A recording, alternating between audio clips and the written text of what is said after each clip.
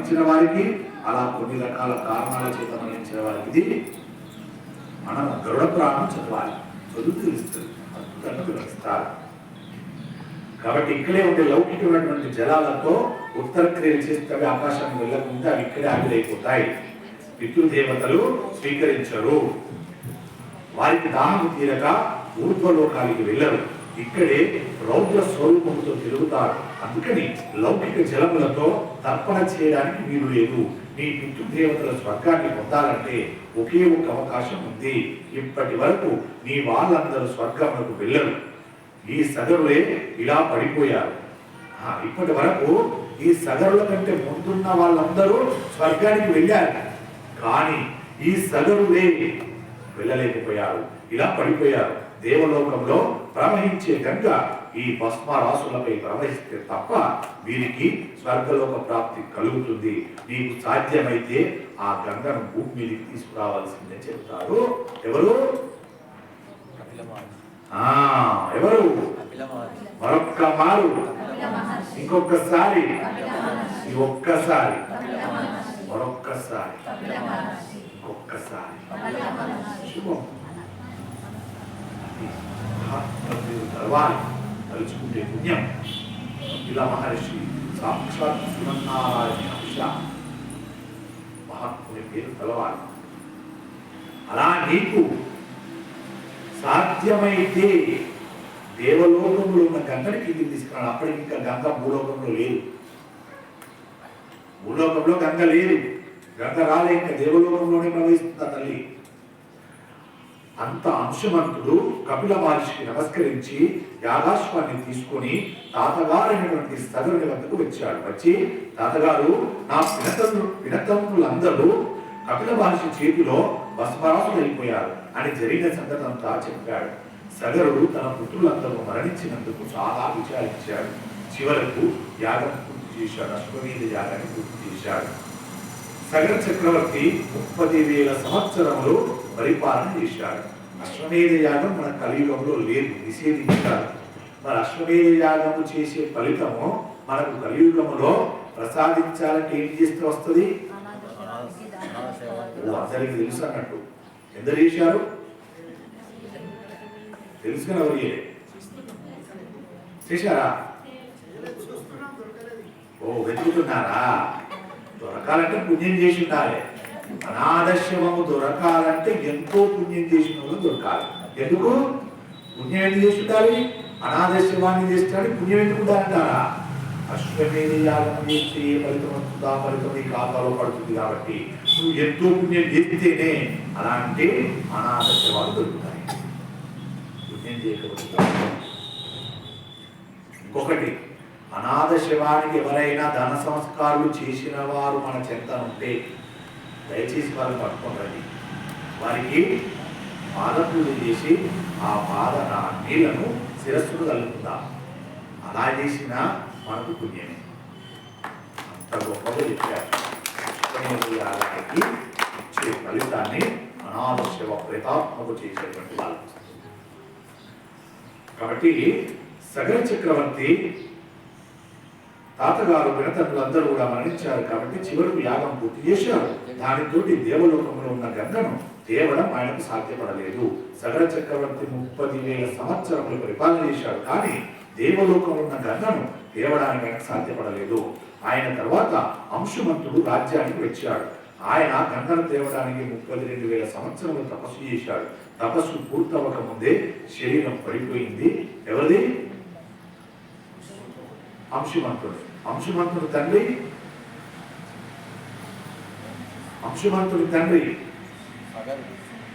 అలా అంశుమంతుడి తండ్రి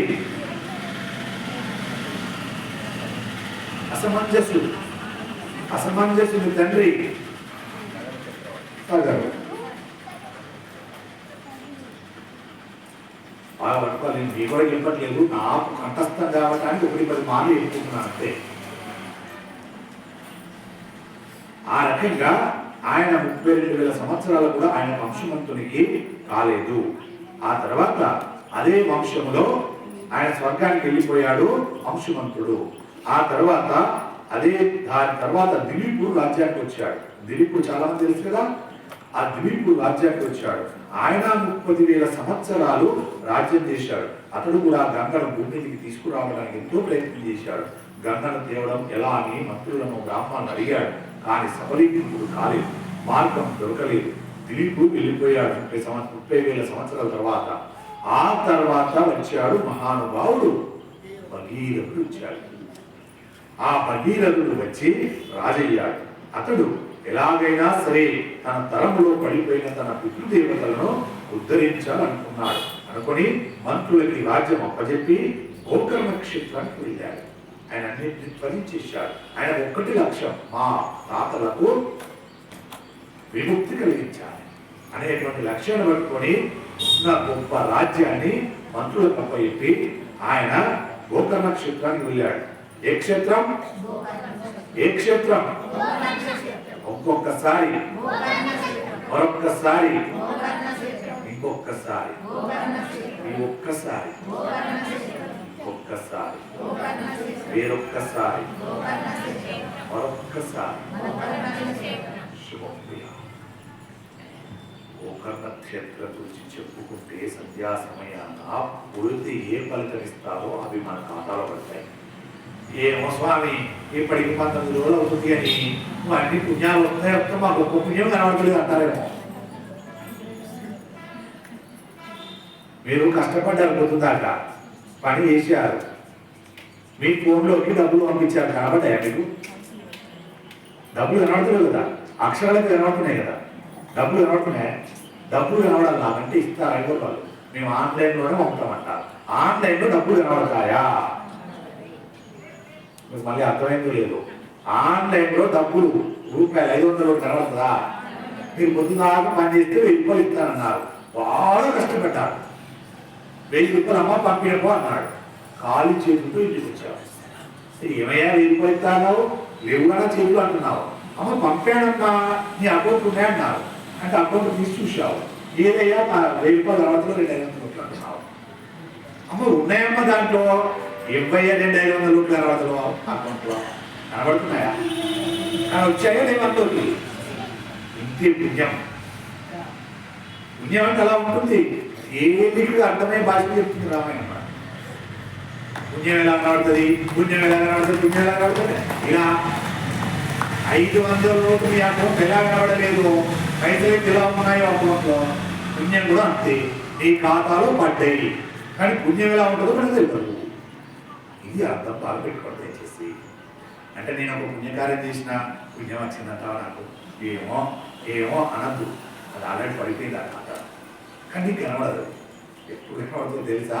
నీకు అవసరం ఉండి మళ్ళీ షాప్ కాడికి వెళ్ళి 500 పెట్టి ఏమైనా కొనాలనుకున్నాం అనుకో, అక్కడికి వెళ్ళి అమ్మా మీ బిల్లు 550 రూపాయలు ఏంటంటే అయ్యా ఈ ఫోన్లు ఉన్నాయని తీసుకో అన్నాం అనుకో, ఉందా?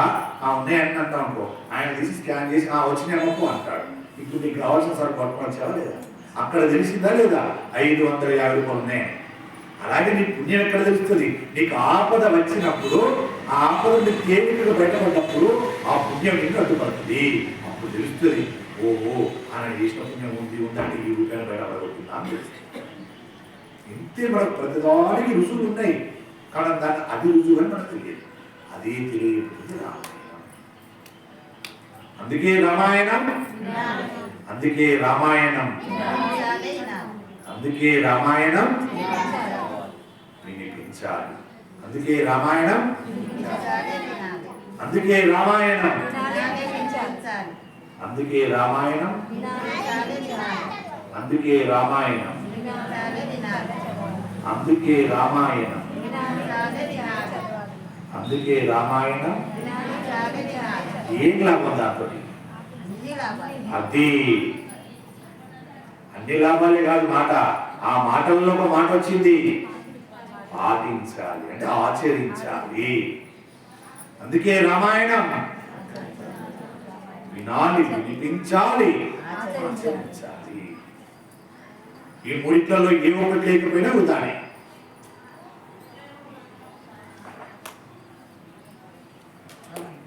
అలాంటి దిలీపుడు భగీరథుడు వచ్చి పితృ పితృదేవతను ఉద్ధరించడానికి ఆయన ఒక నక్షత్రానికి వెళ్ళి అక్కడ మహోగ్రమైనటువంటి తపస్సు ప్రారంభం చేశాడు మహానుభావుడు.